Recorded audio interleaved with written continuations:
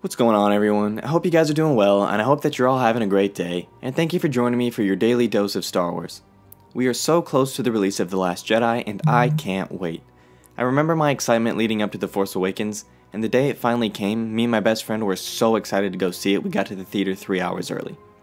J.J. Abrams did his job in the film, whether you like him or not, and that job was to refamiliarize movie-going audiences with the Star Wars movie-going experience, which he did successfully.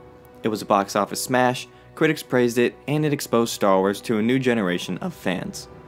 If you've been following the channel, you know that my favorite character, depending on the day, is either Luke or Anakin, and I can remember the entire time I was watching The Force Awakens for the first time, I just remember thinking, where's Luke? It's time for Luke. Bring Luke in. I bet he's coming in next. Oh, here he comes. When we finally got to see him, I was so excited, and then the movie ended. And there began the 2-year wait for the next film. I was left with the question, why didn't they have Luke in the movie more? One of the reasons that they didn't have Luke more involved with the movie was because the purpose of The Force Awakens was to help pass the Star Wars baton to the next generation of actors who will carry the films for the next audience. If they made a movie all about Luke and Leia, then no one would care about the new characters as much. George Lucas had an original treatment for Episode 7, and Disney and Lucasfilm hired a man named Michael Arndt.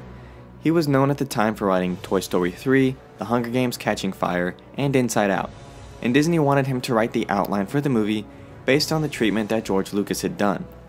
The idea that George Lucas had done was to follow a young cast that were the children of Luke and Leia. For Leia we have Kylo Ren, which came to fruition, and for Luke we may or may not have Rey, depending on where they go with the story. That was the initial treatment for Episode 7. Michael Arndt was taking a long time to get the story and the plot worked out to his liking, and he kept requesting more time to work it out from Disney and Lucasfilm. And eventually, Disney was on a time crunch because they wanted to get the movie into theaters by 2015. So they kept the work he had done, but relieved him from the project, and brought J.J. Abrams and Lawrence Kasdan on to help speed things along.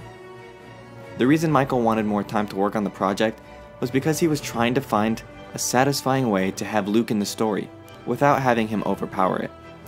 He knew that a purpose of the movie was to help hand the baton off to the next runners in the race, and he was having a hard time figuring out how to get people excited about new characters when Luke's in the movie too.